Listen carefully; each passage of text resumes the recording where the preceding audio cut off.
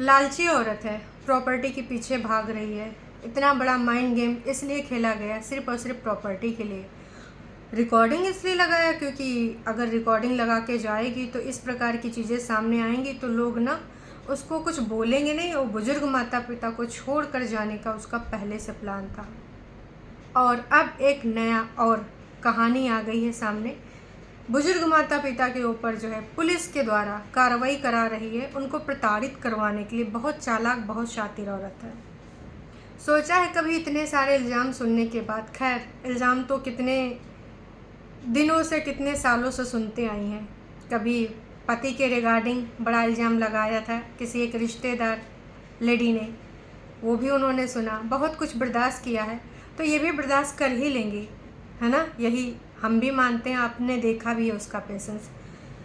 लेकिन अगर वो चुप है तो क्या आप उसके ऊपर बस इल्ज़ाम के ऊपर इल्ज़ाम लगाते जाएंगे, इस प्रकार की बातें बोलते जाएंगे? और ये जो नई बात है इसकी सच्चाई आप जानते नहीं हैं। बुजुर्ग माता पिता को पुलिस परेशान कर रही है। भाई, सपना के द्वारा FIR कराई गई है। आपको पता है सपना के द्वारा FIR कराई गई है? आपको पता है कि जिस दिन सपना का वो वीडियो आया था जिसमें हमने वो सुनी थी रिकॉर्डिंग, और उसके बाद जो दूसरी रिकॉर्डिंग सुनी, सास ससुर की भी सुनी, खासकर जो पहले दिन पहली रिकॉर्डिंग सुनी, और उस रिकॉर्डिंग को सुनने के बाद ऐसा कोई इंसान ना रहा होगा, मतलब हेटर्स को छोड़ करके, क्योंकि कुछ लोग तो बस बैठे ही हैं जज करने के लिए। वो सोशल मीडिया पे हैं, हालांकि कोई कोर्ट में नहीं बैठे हैं, सोशल मीडिया पे हैं। पर नहीं, अगर उसने कुछ ये सुनाया तो इसके पीछे कुछ रीज़न होगा। रियल रीज़न कभी ना समझ पाएंगे। हाँ, जो मन में रीज़न चला करते हैं षड्यंत्र वाले, वो रीज़न ज़रूर बताएंगे। आपको पता है, बिल्कुल पहुंची थी पुलिस। मैं भी ये जानती हूँ कि पुलिस पहुंची थी, और पुलिस ने वहाँ पर वीडियो भी बनाई थी, है ना। मैं जानती हूँ ये भी बात कि पुलिस ने वहाँ पर वीडियो बनाई थी।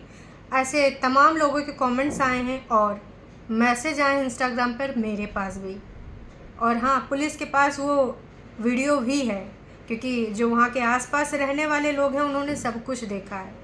और रही बात ना कि वो पुलिस कैसे पहुँची, तो पुलिस सपना ने नहीं भिजवाई थी। हाँ, पुलिस सपना ने नहीं भिजवाई थी। आप में से तमाम ऐसे लोग होंगे जो पूरे तरीके से एकदम तड़फड़ा रहे थे कि कैसे भी करके हम इस लड़की की हेल्प कर पाएँ, क्योंकि हमारे दिमाग में तमाम तरह के सवाल आ रहे थे। क्या वहाँ पर वो सेफ़ है?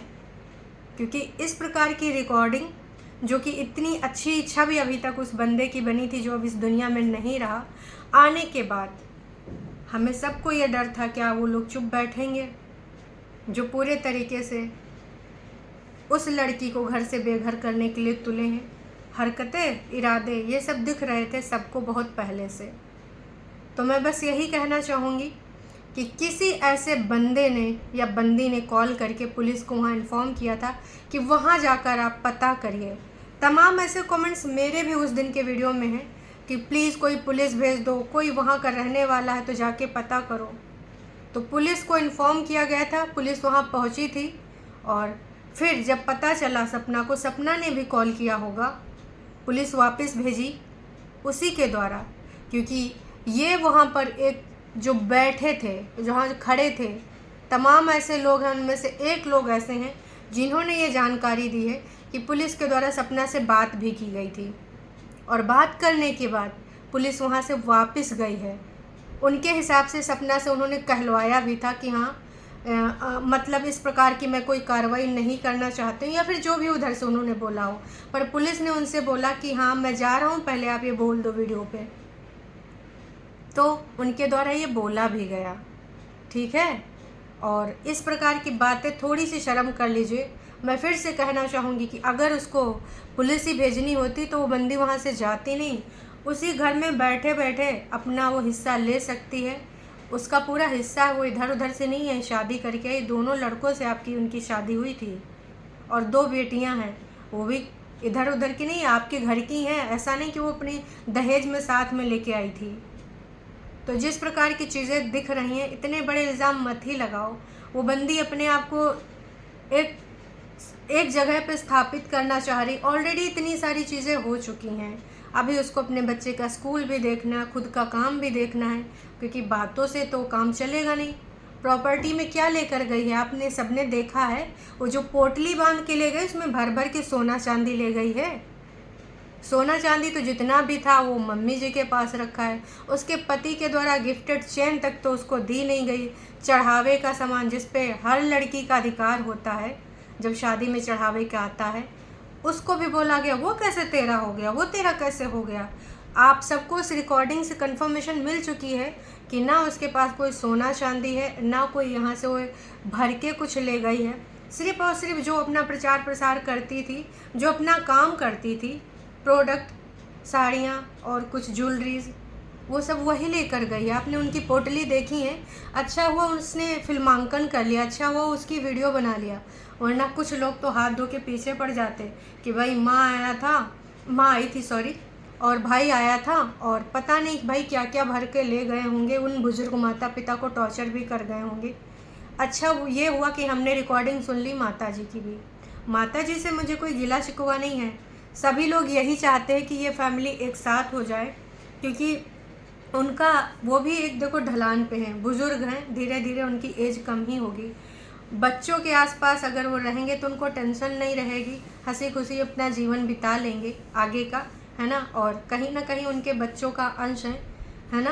तो उनको ये चीज़ सोचनी चाहिए कि जो चीज़ें हो गई उनको जाने दो। अब फालतू के लोग आ रहे हैं लुकड़ी लगाने, ऐसा हो गया वैसा हो गया, पुलिस को भेज करके। वो सुनने में तो ये भी आया, तमाम लोग ऐसे कमेंट कर रहे हैं, मेरे पास भी एक मैसेज आया है जिसमें लिखा है कि भाई हाँ मैं आपसे कुछ बताना चाहती हूँ, और मैं बताना ये चाहती हूँ कि सपना की शादी के टाइम लगभग 18 से 20 लाख रुपए खर्च किए गए थे, जिसमें से 7 लाख के आसपास कैश था।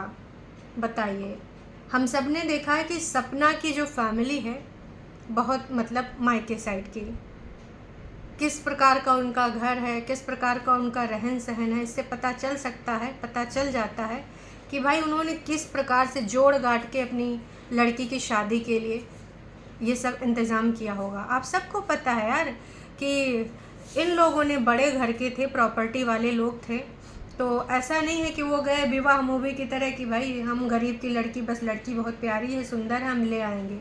जी नहीं, उस भाई ने और उस माँ ने अपनी कोशिश पूरी करी थी, जितना दे पाए थे उन्होंने देकर शादी करा था, ऐसा नहीं है। उसके बावजूद भी हमेशा उनको निराशा ही मिली, और ऐसे कुछ सच जो कि सपना ने बताए नहीं थे उनकी माँ को अब पता चले। आप लोग जज कर ले तो बहुत आसान होता है कि नहीं वो बहुत हमेशा से चालबाजिन थी, हमेशा चालबाजियाँ करी हैं। अच्छा है यार वो वीडियो बनाती है, नहीं तो लोग और उसके ऊपर इल्ज़ाम लगा देते।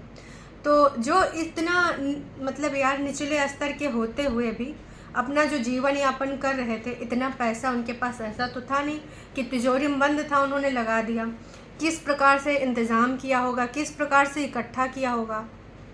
अगर कोई ऐसी फैमिली का है समझ सकता है कि जो माँ बाप होते हैं पूरी कोशिश करते हैं, कई बार अपना ज़मीन जायदाद तक बेच देते हैं, उधारी ले लेते हैं कि शादी में कोई कमी ना रहे, लेकिन उसके बावजूद जब इतनी सारी चीज़ें हो गई, ठीक है उनके भाई ने कुछ गलती कर दी थी राजवीर जी के जाने पर, वीडियो जो बनाया था उसके लिए सपना खुद अपने मायके वालों को सज़ा दे चुकी है, और हम सब ने देखा है। हम सब ने खुद भी कहा था कि सपना माता को अपनी माफ़ कर दो, भाई को अपने माफ़ कर दो, क्योंकि ऑलरेडी तुमने बहुत सारे रिश्ते खो दिए हैं, वो तुम्हारे हैं, उनने गलती करी है। उस टाइम वो अपने सास ससुर के साथ स्टैंड ले रही थी ना, जबकि वो उनके खून के रिश्ते थे, चाहती तो वो जाने देती कि कोई बात नहीं हो गई गलती, पर उसने लिया ना। उसके बावजूद माफ़ीनामा नहीं उनको मिल पाया। जब कभी भी उनकी माँ आती थी तो लोगों के मुंह सूज जाते थे, क्यों भाई साहब, वो भी बुज़ुर्ग हैं और उन्होंने तो इतना सब कुछ अपनी लाइफ में देख लिया, इतना सब कुछ।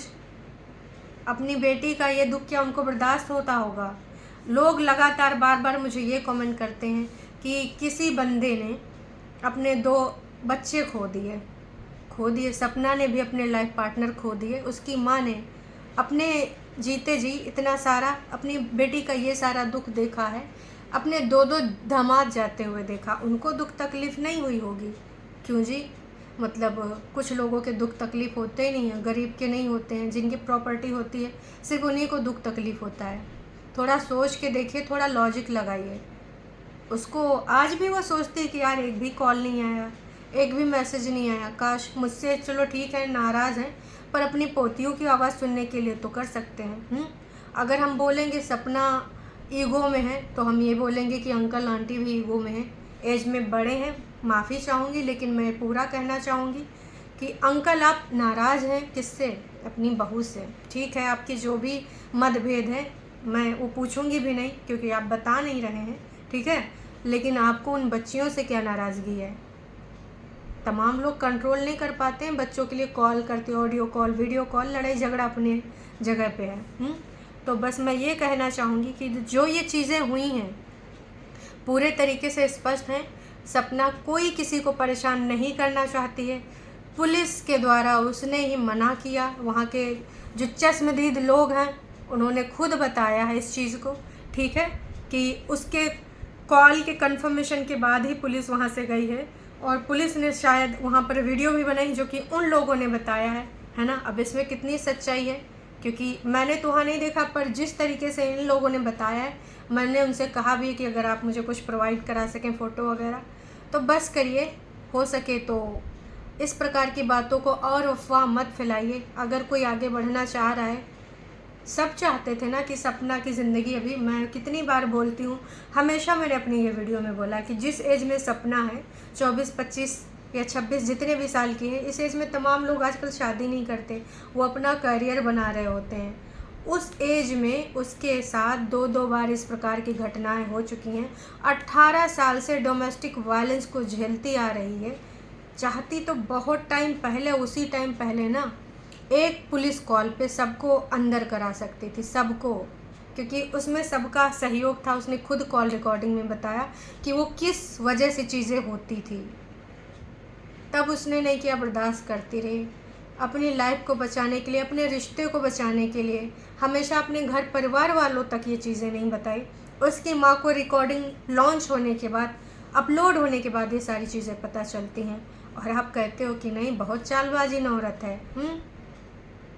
किस प्रकार से, जो इतना चंद लोग हैं जो ऐसी सोच रखने वाले, आप सोच लो कि उसके पास अवसर कब नहीं थे, कब वो ये चीज़ पब्लिक नहीं कर सकती थी। इतना अच्छा प्लेटफॉर्म, बहुत पहले ये सारी चीज़ें बोल सकती थी, अपने लिए आवाज़ उठा सकती थी। इतना टाइम क्यों लग गया उसको आवाज़ उठाने में? बदनाम करना चाहती, इन लोगों को जेल में डलवाना चाहती तो पहले करती। और आज भी जो उनके घर परिवार के पास पुलिस गई थी, सपना की वजह से नहीं गई थी, बिल्कुल भी सपना की वजह से नहीं गई थी।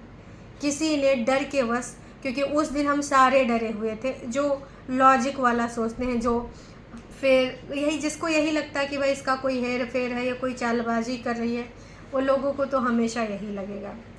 बस मैं इतना ही कहना चाहूँगी, उसका 25% अगर अपने ऊपर बीती होगी तो तुम समझ जाओगे कि वो उसने क्या क्या झेला है।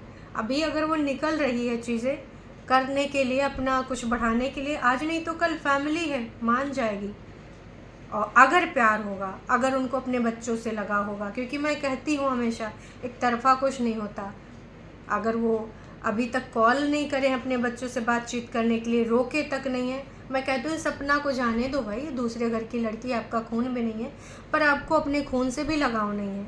विद रिस्पेक्ट मेरी ये रिक्वेस्ट है, आपने एक बार भी कुछ बातचीत करी, कॉल करा नहीं, तो यहाँ पर ये स्पष्ट होता है दूध का दूध और पानी का पानी, ठीक है। कृपया करके उसको थोड़ा सा लाइफ में सेट हो जाने दीजिए।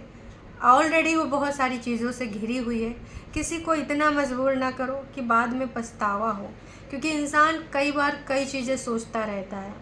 उसका हाल देखा है, उसकी कोई पुरानी वीडियो, शॉर्ट वीडियो उठा के देख लो, या फिर तब की देख लो जब ये राजवीर थे, सूरज जी थे, तब की देख लो, पता चल जाएगा। ज़मीन आसमान का अंतर आ गया है। अपने ऊपर वो कितना ध्यान दे रही है ये भी दिख रहा है। तो कृपया करके इस प्रकार की चीज़ें ना ही करें, मैं यही कहना चाहूँगी। थोड़ा सा स्पेस दें, बहुत सारी चीज़ें हो रही हैं हमारे आसपास, उस पर हम सिंपैथी जताते हैं, उस पर हम कहते हैं काश ये किया होता, काश वो किया होता। लेकिन ये काश तभी क्यों आता है जब वो इस दुनिया से कोई इंसान चला जाता है। जीते जीते उसको भैया उंगली करते रहो, बाल की खाल निकालते रहो। मैं कह रही हूँ अंकल आंटी को जो बोलना होगा अपना पक्ष ज़रूर रखेंगे, नहीं रख रहे हैं उनकी कुछ वजह होगी, क्यों नहीं रख रहे हैं? ऐसा नहीं कि उनके पास माध्यम नहीं है। बस मैं आप सबसे यही कहना चाहूँगी कि सपना ने वहाँ पर पुलिस नहीं भेजी थी।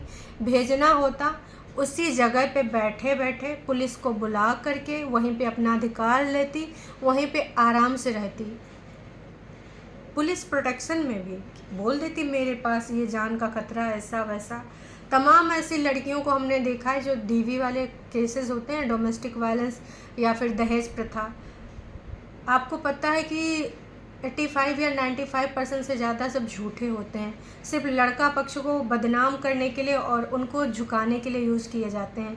उसमें कुछ ही प्रतिशत होते हैं जो सही के लगाए जाते हैं, और तमाम लोग ऐसे होते हैं जो वाकई में चीज़ें झेल रहे होते हैं, या तो वहाँ तक पहुँच नहीं पाते अपनी इज्जत बचाने के चक्कर में, या तो वो बहुत गरीब तबके के होते हैं।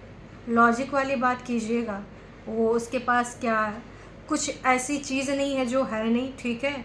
एक मीडियम है, एक आवाज़ है, एक बात करने का इतना बड़ा प्लेटफॉर्म है, इंस्टा पे भी कर सकती है, वाईटी पर भी कर सकती है, तमाम लोगों को जानती, किसी से भी हेल्प ले सकती, खुद भी जा सकती है पुलिस के पास, पर उसने नहीं किया। बस मैं इतना ही कहना चाहूँगी। चलिए जी, अभी के लिए इतना ही। उम्मीद करती हूँ आपको मेरी चीज़ें समझ में आई होंगी।